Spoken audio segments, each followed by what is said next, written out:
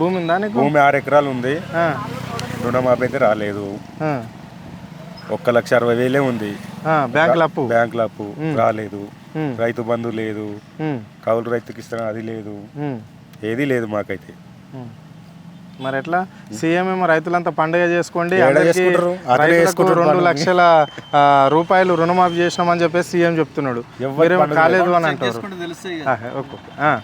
మాకైతే పండుగ లేదు, మాకు బాధనే ఉన్నది. అవసరం వాళ్ళకి అయింది, మాకు కాలేదు. కొందరికి అయింది, కొందరు కాలేదు. సగం మందికి అయింది, సగం మందికి కాలేదు. ఏడుకెళ్ళి పండుగ చేసుకుంటాం. మరి సీఎంఏ చెప్తుండు కదా ఆల్రెడీ విజయ ఉత్సవాలు ఆయన గెలిచింది కాబట్టి ఆయన పండుగ చేసుకుంటాడు. మాకైతే లేదు కదా. వస్తే చేసుకుంటుంటే మేము పెట్టండి పండుగ. 1 year అయిపోయింది, అంత మార్పు వచ్చేసింది. జనాలు ఏం రాలే, మార్పు రాలే, ఏం రాలే. అన్ని పథకాలు ఇంప్లిమెంట్ అయిపోయినాయి అని చెప్తున్నారు. రాలే మాకైతే. ఆయన చెప్పుడు అంతే. ఇంకా ఆశలు ఉన్నాం, వస్తాయని ఆశలు ఉన్నాం, కానీ ఏం లేదు. ఏందన్నా ఎట్లుందన్న ఈ 1 year పాలన? 1 year పాలన నాకు అందరికి తెలుసు, చూస్తున్నారు, మీకు తెలియదా? అందరికి తెలుసు ఎట్లున్నది అనేది. తోటి రైతులు ఆల్రెడీ చెప్తానే ఉన్నారు. ఎట్లా అనిపిస్తుంది మరి? ముఖ్యమంత్రి అంటుండు బీఆర్ఎస్ ప్రభుత్వం కంటే మా కాంగ్రెస్ ప్రభుత్వం అన్ని రంగాలలో అభివృద్ధి చేసిన మీ రాష్ట్రాన్ని అని చెప్తున్నారు. అది తెలంగాణ ప్రజలే నిర్ణయిస్తారు ఏమనేది. నిర్ణయించే కదా, నిర్ణయించే. ఇప్పుడు పట్టం కట్టారు, పట్టం కట్టిన దానికి ఆయన నిర్ణయమే వేచి చూడాలి. ఇప్పుడు అంటే ఏడాది గడిచిపోయింది, ఇక చూడాలి. ఇంకా ఈ రుణమాఫీ అమలు అయిపోయినాక, మొత్తం కంప్లీట్ అయిపోయినాక 7 వరకు అనేది చూడాలి. రైతులు పండుగ చేసుకోవాలి, రుణమాఫీ అంటుండు కదా. ఇంకొక విడుతున్నది అంటుండు కదా.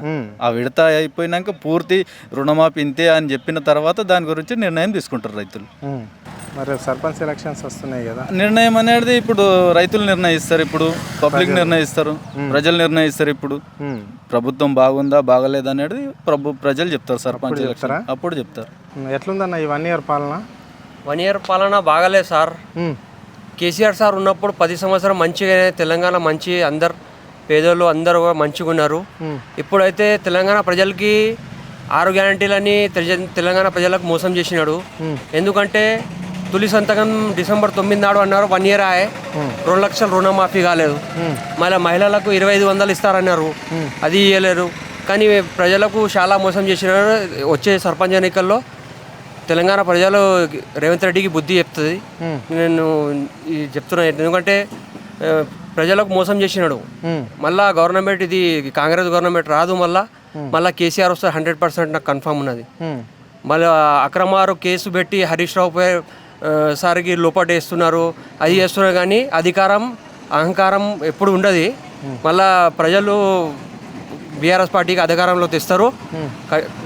మళ్ళా మినిస్టర్ హరీష్ రావు గారు మళ్ళా మినిస్టర్ అవుతారు 100%. కానీ అసెంబ్లీ రానియకొచ్చినారు వాళ్ళు. కానీ మేము బీఆర్ఎస్ పార్టీ అధికారం ఉన్నప్పుడు ఇట్లా చేయలేరు. కానీ వాళ్ళు చాలా ఎక్కువ చేస్తున్నారు. కానీ తెలంగాణ ప్రజలు బుద్ధి చెప్తారు రేవంత్ రెడ్డికి. ఈ 1 year కాంగ్రెస్ పాలన ప్రజలు ఏ విధంగా అంటే సీఎం అంటుండు సుఖ సంతోషాలతోనే రాష్ట్ర ప్రజలందరూ పండుగ చేసుకుంటారు. కాంగ్రెస్ 1 year పాలన కంప్లీట్ చేసినాం.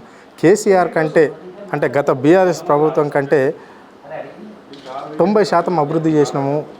10 ఏళ్ళు చేయండి, మేము ఒక 1 yearలో చేసినాం అంటుండు సీఎం. దాన్ని ఎట్లా చూడొచ్చు? దాన్ని ఎట్లా చూడాలంటే ఈరోజు నన్నే కాదు, ప్రతి విలేజ్లో, ప్రతి టౌన్లో ఎవరిని అడిగినా గుట్టకారు. కానీ వాళ్ళు ఏం చేస్తారంటే గత ప్రభుత్వానికి ఈ ప్రభుత్వానికి ఈరోజు చూస్తూ ఉంటే చాలా వ్యత్యాసం ఉంది. వీళ్ళు ఏం చెప్తున్నారంటే ఏదన్నా ఒకటి, ఇప్పుడు వీళ్ళు చెప్పినవి 6 గ్యారెంటీలు ఉన్నాయి. 6 గ్యారెంటీలల్లో ఒకటి మాత్రమే వాళ్ళు నెరవేర్చిండ్రు. అది ఏది తెలుసా? ఒకటి బస్సు మాత్రమే, ఒకటి ఇంకొకటి కరెంట్ అని చెప్తారు 200 యూనిట్లు అని చెప్పేసి. ఆ కరెంటు కూడా నన్నే ఆదర్శంగా తీసుకుంటే నాకే వస్తలేదు ఈరోజు. అంటే ఎవరికి చేసినట్లా? అంటే నాలాంటి మంది ఇంకెంతమంది ఉన్నారు, చాలామంది ఉన్నారు కదా. అదొకటి. ఇప్పుడు బస్సులు ఉన్నాయి. ఈ మా జైరాబాద్ ప్రాంతంలో డిపోకు గత సంవత్సరం కింద 105 బస్సులు ఉండేవి. ఈరోజు ఇదే డిపోలో చూసుకుంటే ఈరోజు 85 బస్సులకు చేరింది. అంటే ఎన్ని బస్సులు తగ్గించినట్లు ఈరోజు? మినిమం ఒక 10 నుంచి 20 బస్సులు తగ్గినాయి. మరి ఎందు గురించి? మరి ఎక్కడ మీరు సంక్షేమం అందించినట్లా తెలుస్తలేదా పబ్లిక్ ఏం చేస్తున్నారు అనేది? ఉట్టి ఏదో మాటల వరుసకు మేము అది చేస్తున్నాం ఇది చేస్తున్నాం అని అంటే దాని దేనికి అది ఇప్పుడు 1 ఇయర్ పాలన అయిపోయింది అంటే ఎన్నికల మేనిఫెస్టోలో ప్రతి ఇయర్ అంటే 4 లక్షల ఇండ్లు పైగా ఇండ్లు ఈ రాష్ట్ర ప్రభుత్వంలో కట్టిస్తుంది కాంగ్రెస్ పార్టీ అధికారంలోకి వస్తే పేద ప్రజలకు అన్నారు.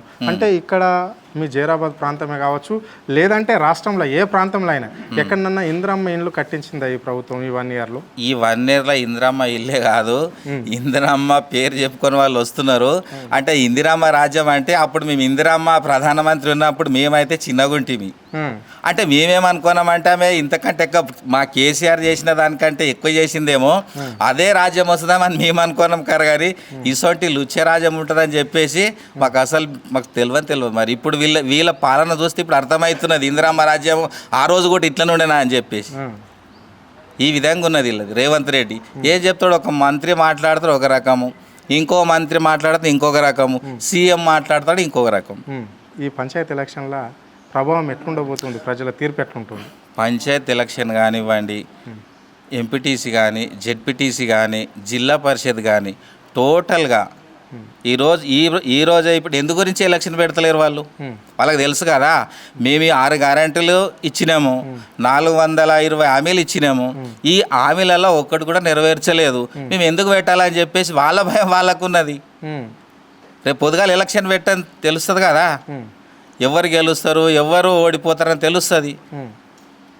ఇప్పుడు మా జైరాబాద్ కాన్స్టిట్యున్సీలో 145 పంచాయతీలు ఉన్నాయి. 145 పంచాయతీలలో 145 బీఆర్ఎస్ఏ గెలుస్తుంది ఇక్కడ. అవునా? 100%. ఓకే. వీళ్ళు చెప్పుకోవడానికి కూడా ఏమైనా ఉండాలి కదా. ఏమి ఇచ్చిండ్రు? ఇచ్చింది ఏం లేదు. ప్రతిసారి అప్పులు చేసిండు అంటే వీళ్ళు ప్రతిపక్షంలో ఉన్నప్పుడు పెద్ద మన ఇంటర్వ్యూ చేసారు వాళ్ళకు పెద్ద ఛానల్ వాళ్ళు, TV9 కానీ TV5 కానీ ఇట్లాంటి వాళ్ళు ఇంటర్వ్యూ చేసినప్పుడు వాళ్ళు ఏం చెప్పారంటే ఇది మా కాంగ్రెస్ ప్రభుత్వం చాలా 60 సంవత్సరాలు పరిపాలించేది, చాలా మేధావులు ఉన్నారు మా దగ్గర, ఈ 5 లక్షల కోట్లు కాదు 10 లక్షల కోట్లు అయినా గుట్టకారు కానీ మేము దాన్ని సంపద సృష్టించి ఈ ఇచ్చిన ఏవైతే గ్యారెంటీలు ఉన్నాయిలే మేము అమలు చేస్తామని చెప్పిండ్రు. ఎక్కడ చేస్తున్నారు ఈరోజు? కనిపిస్తలేదా?